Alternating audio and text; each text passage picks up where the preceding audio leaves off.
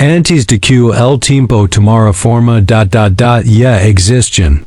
Seres hechos de los estructurados por la misma voz del creador, moldeados con propósito y poder para custodiar el equilibrio del cosmos. Entre estos magníficos seres, había uno cuyo brillo trascendía la función y la jerarquía. Azazel, el vigilante incansable, el conocedor de secretos, el ángel que observaba a la humanidad en sus frágiles y silenciosos comienzos. Él no fue creado para destruir. No fue creado para desafiar. No fue creado para enseñar lo que está prohibido. Pero cuando la frontera entre el cielo y la tierra comenzó a temblar, cuando la voluntad del cielo se topa con la vulnerabilidad de la humanidad, se produjo una desviación tan profunda que marcaría toda la historia espiritual de la humanidad. Azazel, el guardián, se convirtió en el transgresor. El instructor de paz se convirtió en el maestro de la corrupción. El portador del conocimiento se ha convertido en el mensajero del caos. Y con su queda su nombre fue temido, ocultado, arrancado de las páginas de las escrituras oficiales. Pero nunca olvidado en el fondo de la historia sagrada. Hoy entras en este misterio prohibido. Preparéis para escuchar la historia que muchos eviten contar. Hoy descubrirás que se esconde realmente detrás del nombre Azazel, el ángel caído que, según escritos antiguos, enseñó a los humanos secretos que cambiaron para siempre el destino de la tierra. Países clic en este video para entender. ¿Quién era Azazel? ¿Por qué su nombre aparece vinculado al chivo expiatorio en el Antiguo Testamento? Que no revela la Biblia, pero los manuscritos antiguos describen con gran detalle. ¿Por qué se consideró tan peligroso, tan destructivo, tan corruptor? Que la tradición dice que Dios ordenó que su culpa fuera depositada simbólicamente sobre un animal arrollado al desierto. Para lo que estamos a punto de escuchar vía mucho más allá de esas preguntas. Lo que voy a revelar es cómo Azazel influyó en la humanidad, cómo comenzó su rebelión y por qué hoy su nombre está asociado con el caos espiritual y el pecado profundo. Si quieres saber quién era Azazel, prepare. Estás a punto de descubrir una verdad que ha estado oculta durante milenios. Antes de adentrarnos en este misterio prohibido, solo os pido una cosa rápida. Suscribid al canal. Porque aquí encontrarás secretos que muchos no tienen el valor de revelar. Deja un me gusta, porque la demuestra YouTube que crearás más contenido como este. Comenta ahora. Quiero la verdad, así sé que es de los que buscan el conocimiento profundo y oculto de las antiguas escrituras. Ahora, respira profundamente. La historia está por comenzar. Cuando hablamos de Azazel, hablamos de uno de los nombres más misteriosos, enigmáticos y temidos de la literatura sagrada antigua. Si intentas buscar details sobre él en la Biblia tradicional, no encontrarás casi nada. Y eso, en sí mismo, ya es una señal de alerta. Porque un personaje asociado con un ritual tan importante, el ritual del día de la expiación descrito en Levítico, aparece tan discretamente, casi oculto, casi como un susurro entre líneas. Porque un nombre que tiene tanto peso espiritual solo aparece dos veces. Y luego desaparece. Hay una respuesta para eso. Y comienza mucho antes de Moisés, mucho antes de la liberación de Egipto, mucho antes de que Israel existiera como pueblo. La historia de Azazel se remonta a la era antediluviana, un periodo en el que, según manuscritos antiguos como el Libro de Enoc, los cielos vigilaban atentamente la tierra. Angeles guardians, llamados vigilantes, fueron asignados para supervisar el desarrollo de la humanidad. Una humanidad que aún estaba aprendiendo a sobrevivir, cultivarse, organizarse, construir y crear. La orden fue clara, observa pero no interfieras. Pero entre estos vigilantes había algunos que, al observar la belleza humana, la inocencia humana y la vulnerabilidad humana, comenzaron a decir algo que no les pertenecía. El comienzo de la queda no fue una decisión repentina. Fue una semilla plantada en el corazón de cada uno de ellos. Una semilla que se desarrolla lenta y silenciosamente hasta que finalmente brotó en rebelión. Y entre todos los líderes de esta queda, destacó Azazel. No destacó por su fuerza sino por sus conocimientos. No destacó por su rebeldía sino por su influencia. No destacó por la violencia, sino por la seducción intelectual. Según estas antiguas tradiciones, Azazel fue quien enseñó a la humanidad técnicas que hasta entonces al exclusivas de las esferas celestiales.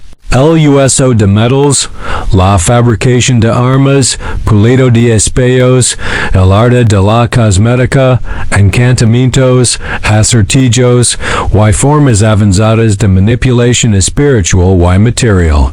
Para los humanos, eso parece evolución. Para el cielo eso era corrupción. La humanidad, creada para crecer a su tiempo, comenzó a armarse, a enorgullecerse, a adornarse, a dividirse, a hacer la guerra. Y el conocimiento que debería ser sagrado se ha vuelto peligroso.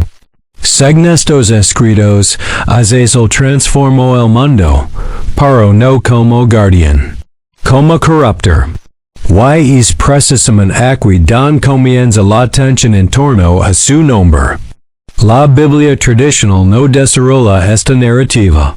Solo menciona el ritual en el que los pecados de Israel se depositaban simbólicamente sobre un macho cabrío, enviado al desierto para Azazel, como si el desierto fuera su dominio.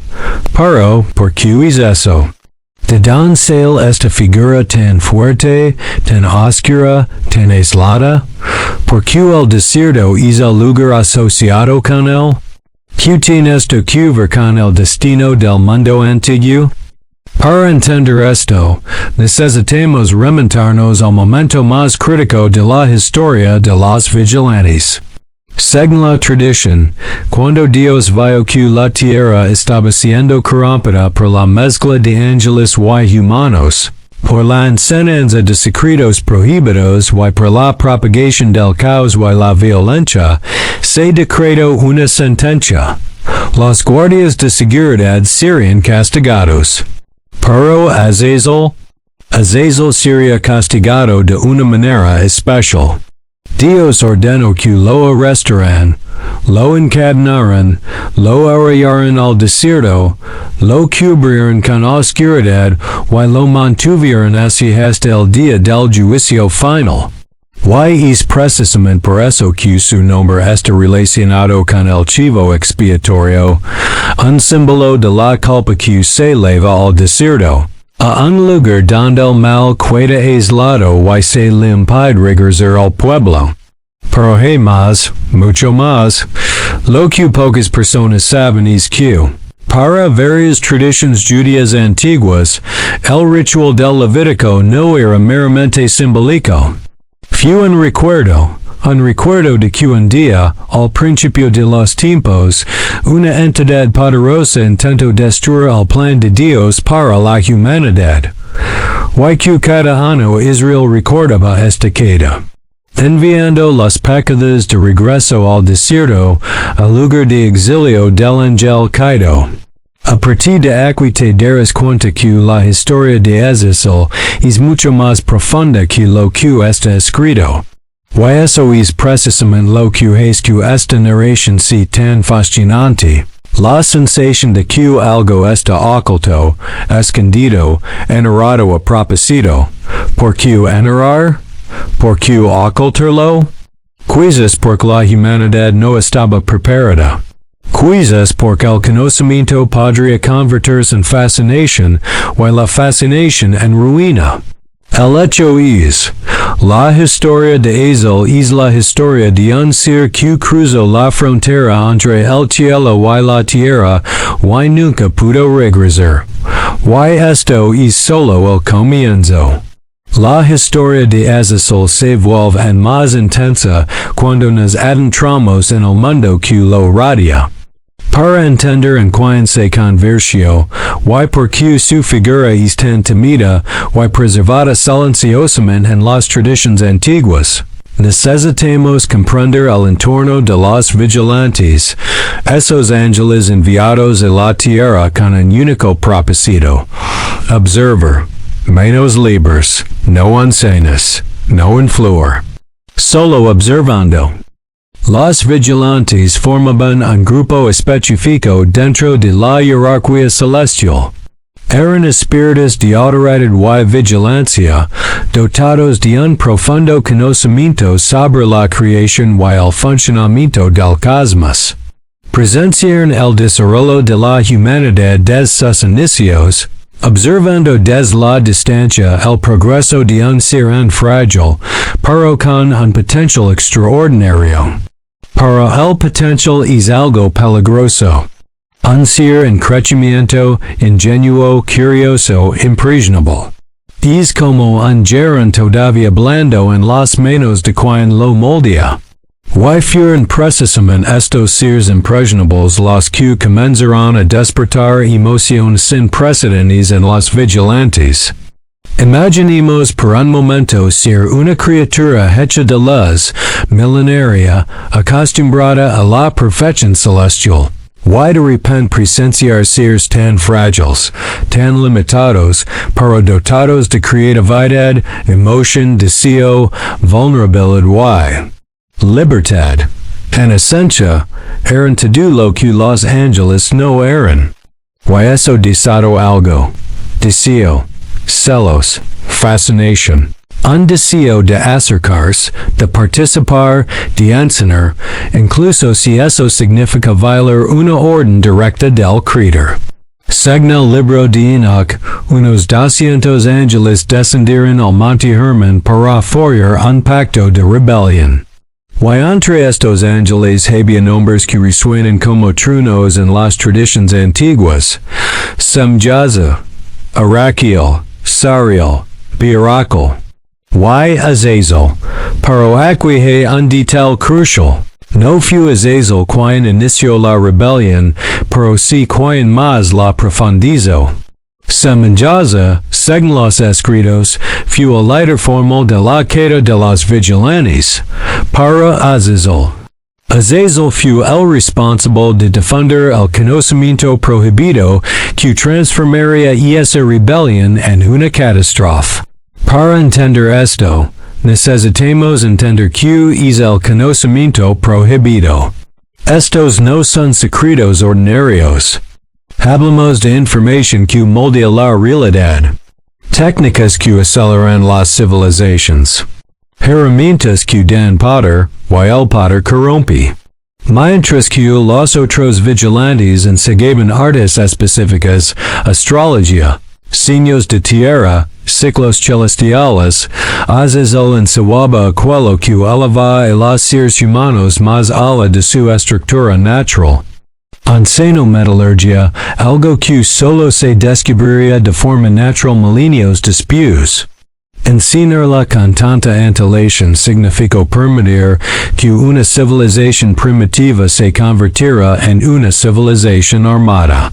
Piensa en lo que esto significa. Un grupo de frágiles humanos, que antes luchaban con piedras y palos, ahora tienen acceso a bronce, hierro, espadas forjadas, armas que podían destruir, conquistar, dominar. Azazel no solo dio poder, les dio la ventaja. Y la ventaja causa la guerra. Pero no se detuvo ahí.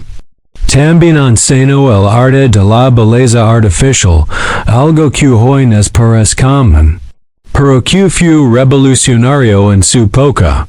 Esmaltes, pinturas, metals brillantes, cosméticos, adornos, todo ello atrae la atención y el deseo. Las mujeres antisensuales se volvieron codiciadas. Los hombres antihumildes se volvieron violentos por codicia. En sawaba hechizos, manipulations espirituales, técnicas de adivinación, lectura de presagios, invocación de fuerzas. Todo lo que abría puertas al mundo espiritual de forma desordenada y destructiva. El mundo humano ha acelerado en unas pocas décadas lo que debería haber llevado milenios. Y esto creó un gran problema. La humanidad no estaba preparada. Cuanto más conocimiento adquiría, más se alejaba de su verdadero yo. Cuanto más armas producía, más destruía. Cuanto más hechizos aprendía, más se entregaba a la espiritualidad corrupta. Los ángeles observaron al principio con orgullo. Pero no tardaron en darse cuenta de que habían creado un monstruo. Y este monstruo tenía un nombre, corrupción. El mundo que una vez era puro se ha convertido en caos. La violencia dominó los pueblos, surgieron reyes tiránicos. Las mujeres fueron tomadas como trofeos. Los hombres se mataban entre sí por trozos de metal brillante. Y, según la tradición, incluso los gigantes, los Nephilim, descendientes de los vigilantes y hijos de los hombres, comenzaron a consumir la creación, destruyendo cultivos, devorando rebaños y finalmente atacando a los propios humanos. El planeta se derrumbó. Y cuando el Creador observa este caos creciente, decretó el fin de la rebelión. Pero antes del castigo, antes del diluvio, antes del encarcelamiento de los vigilantes, hubo un intermediario, Enoc, el hombre que caminó con Dios. Fue llamado a ser el mensajero del juicio, el fue quien escuchó la orden divina. Fue el quien vio ante los vigilantes para decirles que no habría perdón. Imagina el momento. Un hombre mortal, sin brillo, sin alas, sin poder, de pie ante seres gigantescos, luminosos, llenos de gloria, pero ahora desesperado, arrepentido, avergonzado. Enoc pronunció la sentencia, Dios vio lo que hiciste. Dios vio la corrupción que propagaron. Dios vio el sufrimiento que causaron. No habrá vuelta atrás. Serás castigado hasta el día del juicio final. Y veré a vuestros hijos destruidos en vuestros propios hoyos. Los vigilantes temblarán. Pero ninguno de ellos recibió una sentencia tan dura como la de Azazel. Para él, el castigo fue único, aislado y emblemático. Se dio. Y perdonanos a Azazel por todas las iniquidades del mundo. Es como si Dios dijera, toda la corrupción empezó contigo. Toda violencia surgió de su semilla. Todas las distorsiones de la humanidad provienen de sus enseñanzas. Por tanto, la culpa del mundo antiguo recae sobre vosotros. Y aquí don la historia se conecta directamente con la Biblia tradicional. El ritual en Levítico, en el que se aparta una cabra para Azazel y se la envía al desierto, tiene su origen en este antiguo entendimiento. La idea de que Azazel carga con la culpa del pueblo, tal como cargó con la culpa de la humanidad primitiva. Pero ¿por qué el desierto? ¿Por qué no en otro lugar? Para los antiguos, el desierto era un lugar de caos, de ausencia de vida, de separación, de aislamiento divino. El desierto representaba el anti-Eden, lo opuesto a la bendición. Era el lugar donde las entidades caídas quedaban aisladas, lejos de la presencia de Dios y del pueblo. Era un no lugar donde nadie vive, donde nada crece. Why entences dondeberia residir uncir como Azazel? Acri notamos algo sorprendente. Incluso aquellos que leen la Biblia sin conocer estos textos antiguos, notan que hay algo diferente en el passage de Levítico 16. Algo extrago. Algo que parece fuera de lugar. Por que Dios ordinaria que los pecados del pueblo fueron enviados a un ser espiritual. Porque el macho cabrio fue enviado a Azazel, why no simplemente leos? Porque aparece ali en nombre tan específico y luego nunca más. La respuesta es, porque su nombre lleva una historia que es anterior a Moisés. La gente ya estaba familiarizada con esta tradición. La gente sabía acerca del ángel caído. Sabía sobre el desierto. Sabía que era culpable. Sabía que había una entidad asociada con el pecado y el caos. Y ahora con este contexto, empiezas a dar cuenta de lo profunda que es la narrativa que involucra a Azazel. Él no era solo un ángel que cayó, fue un catalizador, una fuerza que aceleró la corrupción. Un ser que cruzó fronteras y destruyó límites que nunca deberán ser tocados. Y sin embargo, lo que es que esta historia sea más fascinante es que, a pesar de toda la destrucción que causó, Azazel sigue siendo uno de los personajes más ocultos, más evitados y más silenciosos dentro de la teología tradicional. ¿Por qué se suprimió su nombre? ¿Por qué se ocultó su historia? ¿Por qué los antiguos tenían miedo de mencionarlo? ¿Por qué solo las tradiciones extrabíblicas se atrevieron a registrar sus hechos? Estas preguntas no tienen respuestas sencillas. Pero todos apuntan a un mismo hecho. Azazel representa el lado más peligroso del conocimiento, no el que libera, pero el que corrompe. La historia de Azazel toma un giro aún más oscuro cuando llegamos al momento del juicio divino. Hasta este punto, hemos sido testigos de la corrupción, la enseñanza prohibida, la rebelión de los vigilantes y el colapso espiritual y moral de la humanidad. Pero ahora entramos en territorio en más profundo, el juicio divino, un momento en el que el cielo y la tierra se alinean para corregir la distorsión que se había apoderado del planeta. Cuando el clamor humano, mezclado con el caos traído por los Nephilim, se elevó a los cielos, la creación ya era irreconocible, reinaba la violencia. El miedo se estaba extendiendo. Las ciudades primitivas se convirtieron en fortalezas de guerra, la naturaleza estaba siendo devorada. Y la esencia misma de la vida estaba siendo corrompida por la interferencia angelical. Ya no era posible esperar más. Y luego, según el Libro de Enoc, Dios convocó a los arcángeles. Miguel, Gabriel, Rafael y Uriel recibieron órdenes directas y específicas, cada uno reflejando un aspecto de la justicia divina. Miguel sería quien ejecutaría la sentencia contra Semyaza, el líder de los vigilantes. Gabriel destruiría a los Nephilim, los gigantes que aterrorizaban a la humanidad. Rafael tendría una misión especial, lidiar con Azazel. Uriel anunciaría el diluvio que vendría a purificar la tierra de la corrupción. Tenga en cuenta algo muy importante. Azazel no lo tratarán como a los demás. Recibió una sentencia única, específica y personal. La orden dada a Rafael fue clara y contundente. Prenda de Azazel.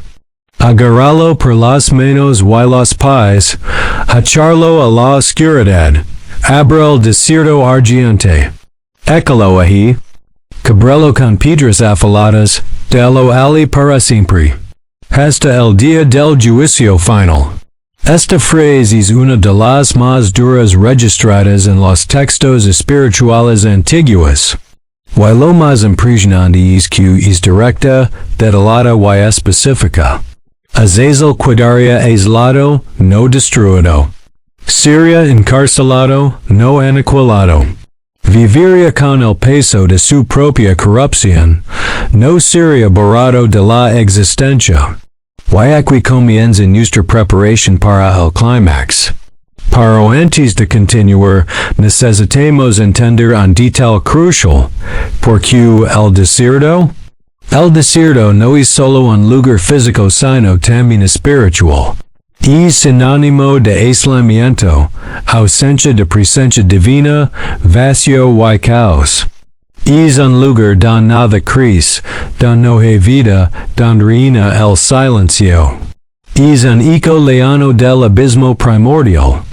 Colocar a Azazel en el desierto es, simbólicamente, colocarlo en el punto más alejado posible del orden divino. Es un exilio absoluto. Y esto nos ayuda a entender por qué, siglos después, el ritual del día de la expiación enviaba al chivo expiatorio al desierto por Azazel. Porque es lugar, es vacío, se convirtió en la representación física de la distancia entre Dios y el mal. Pero volvamos a la narrativa. Cuando llegó el momento del encarcelamiento, las tradiciones describen una escena intensa. Azazel, una vez glorioso, majestuoso y luminoso, ahora estaba siendo conducido hacia su destino final. A diferencia de otros ángeles caídos, él no luchó. No se dice que se escapó. No se dice que intentó resistirse a la fuerza celestial. Es como si lo supiera. Como si tuviera plena conciencia de que se había cruzado la línea. Como si su propia esencia reconociera el peso de la culpa. La imagen es poderosa. Un ángel encadenado, arrastrado por fuerzas celestiales al corazón de un desierto ardiente vacío, cubierto de piedras afiladas, como si la creación misma estuviera salando la herida que había infligido a la humanidad. Y la frase continuaba. Y permanecerá allí hasta que el fuego eterno lo consuma en el gran día. Este detalle es esencial. Azazel no es solo un personaje rebelde. Es un símbolo del mal encarcelado, del conocimiento prohibido cautivo, de la corrupción limitada por el orden divino. Pero la historia no termina ahí. Mientras esto ocurría en el plano espiritual, en el mundo de los hombres, la tierra sufría las consecuencias de la rebelión. Fue en este contexto que Dios le habló nuevamente a Enoc diciendo, explica a los vigilantes lo que ven. Explícalos que sus hijos, los gigantes, serán destruidos. Explícalos que no regresaron al cielo. Explica que se acerca el diluvio. El mensaje fue duro. Los vigilantes pidieron clemencia. Pidieron a Enoc que intercediera, solicitaron una respuesta. Prometieron silencio. Prometieron sumisión. Pero Dios fue claro. Nada de lo que pedían les será concedido. Aquí vimos uno de los pasos más emocionantes de la historia. Enoc, un simple mortal, lleva una explicada perdón de los seres celestiales a los cielos, y es perdón les es negado. Es como si la balanza ya estuviera demasiado desequilibrada, como si no hubiera vuelta atrás. Como si la rebelión hubiera sido demasiado profunda. Esto nos muestra la magnitud de la queda de los vigilantes y el papel central de Azazel en el colapso. Ahora, necesitamos entender por qué Azazel fue considerado tan responsable. Esto está vinculado con el concepto de responsabilidad espiritual. Los guardias de seguridad no deberían enseñar nada. Pero si alguien encena, si alguien guía, si alguien influye, se es responsable de las consecuencias. Y Azazel no solo enseñó cosas neutrales. Enseñó los secretos que distorsionaron la creación. Él les dio a los humanos el poder de destruir. Les dio vanidad. Él los hizo sentir orgullosos. Les dio el falso brillo de la belleza artificial. Les dio acceso a fuerzas espirituales peligrosas. Les dio técnicas que serían utilizadas para la violencia y la manipulación. Por eso el decreto divino declaró, todas las iniquidades serán atribuidas a Azazel, no por comicio todos los actos solo, pero porque él era la fuente. Imaginéis un árbol podrido, las ramas son picadas. Los frutos de estos son la violencia. Pero la raíz es Azazel. Por eso su queda es tan simbólica. Es por eso que su nombre aparece tan raramente en la Biblia, pero cuando aparece con gran poder. Levítico 16 no está ahí por casualidad. El ritual del chivo expiatorio no es un ritual común. Es una memoria espiritual, un eco del pasado, una representación física de algo mucho más grande. Cuando el sacerdote ponía sus manos sobre el macho cabrío y declaraba los pecados del pueblo, era como si dijera, así como en el principio de los tiempos todo el mal que se ha extendido por la humanidad tuvo un punto de origen. Hoy devolvemos simbólicamente es mal a su raíz, al desierto de Azazel. Es una imagen poderoso, profundo. Buenas muestra que la influencia de este ángel caído no ha sido olvidada. Ella simplemente se ocultó. Pero la historia está a punto de intensificarse en más.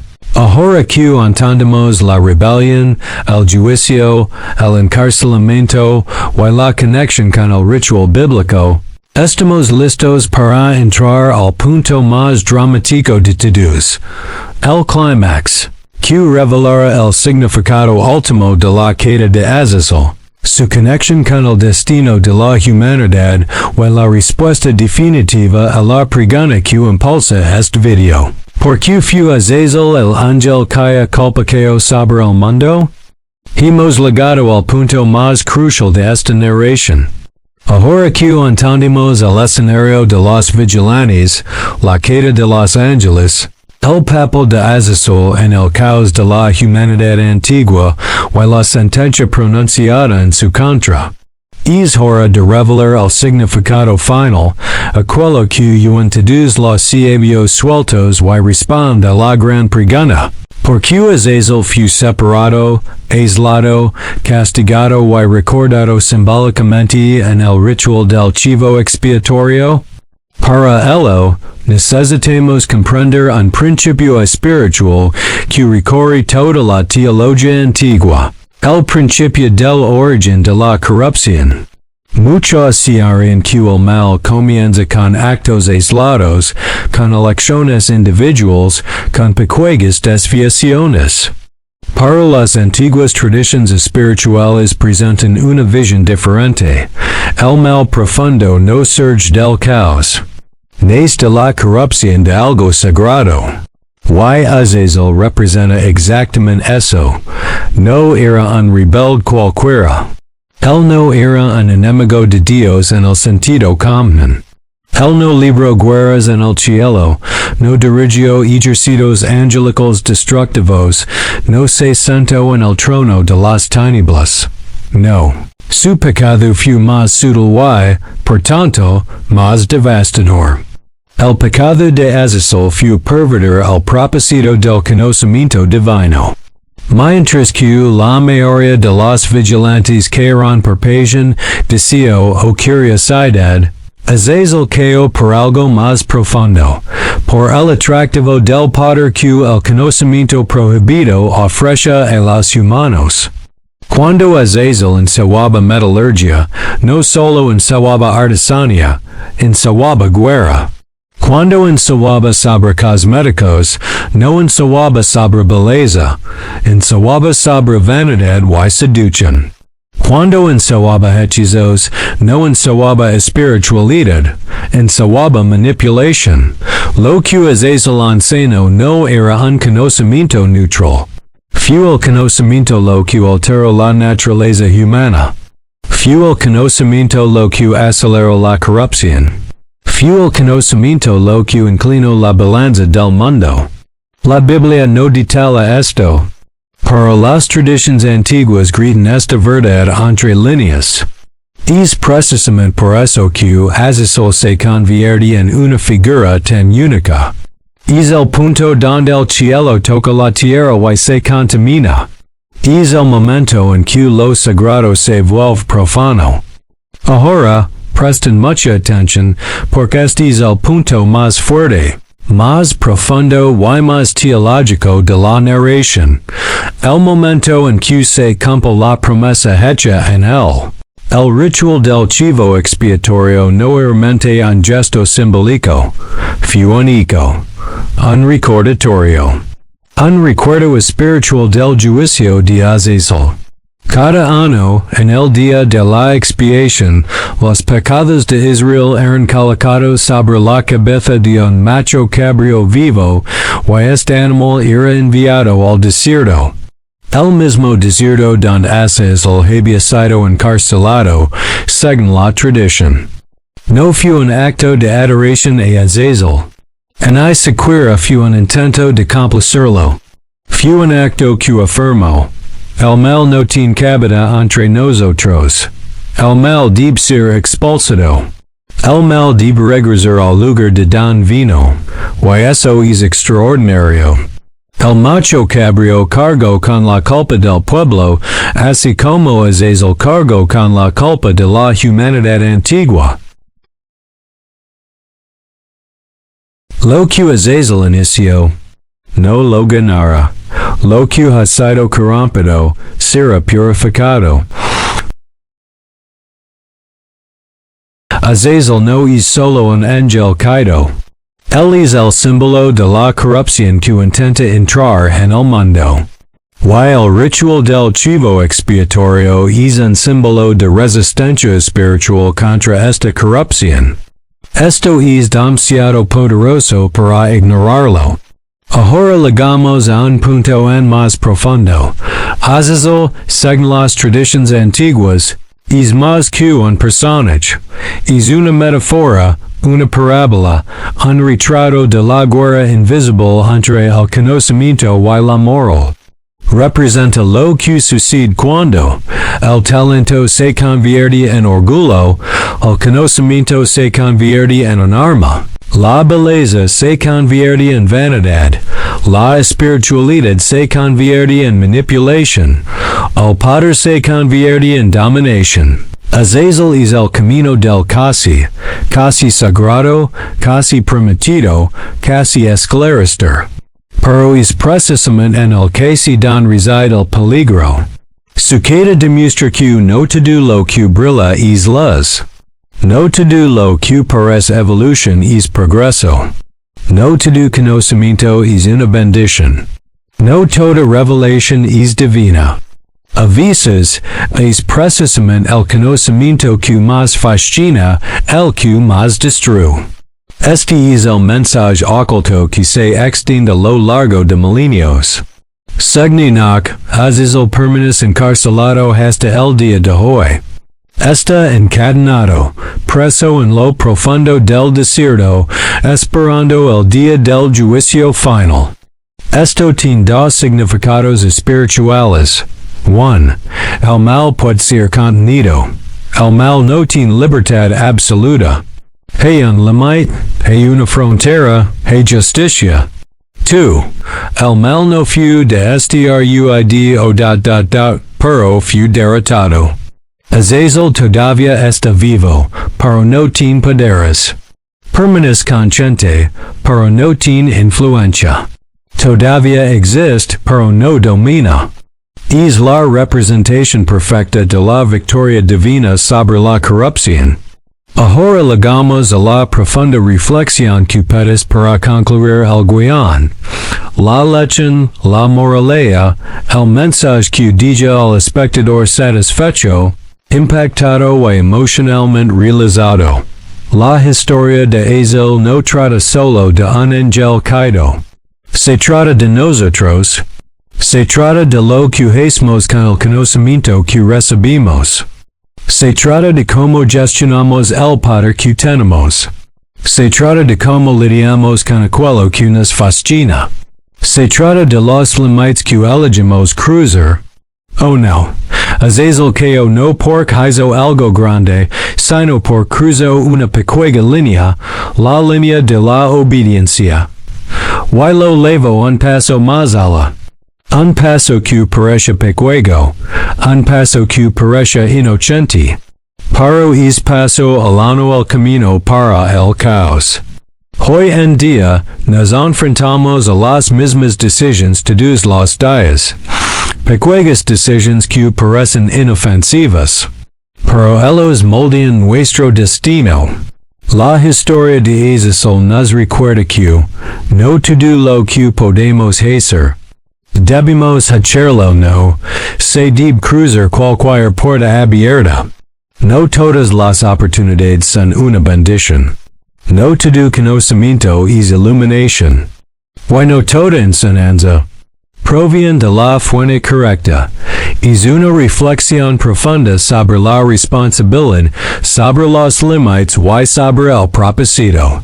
Y más, es también una historia de justicia, de restauración y del triunfo del orden divino sobre la corrupción. A medida que pasaban los siglos, los reinos surgían y caían, la humanidad evolucionaba. El nombre de Azazel permaneció en silencio. Su historia fue enterrada, ocultada, evitada. Pero sus lecciones siguen vivas. Azazel es la sombra del conocimiento que corrompe. Es el eco del pasado que nos advierte. Simboliza que incluso los seres más elevados pueden caer cuando olvidan su origen. Y al aprender esta verdad, ahora ves que el secreto prohibido de los ángeles caídos no se trata solo del pasado. Se trata del presente. Se trata de nosotros. Y se es legado hasta aquí. Mereces saber. Hay muchos otros secretos ocultos en las escrituras. Muchos misterios prohibidos, muchos nombres olvidados, y todos ellos contienen verdades profundas. La historia no termina con Azazel. Esto es solo el comienzo.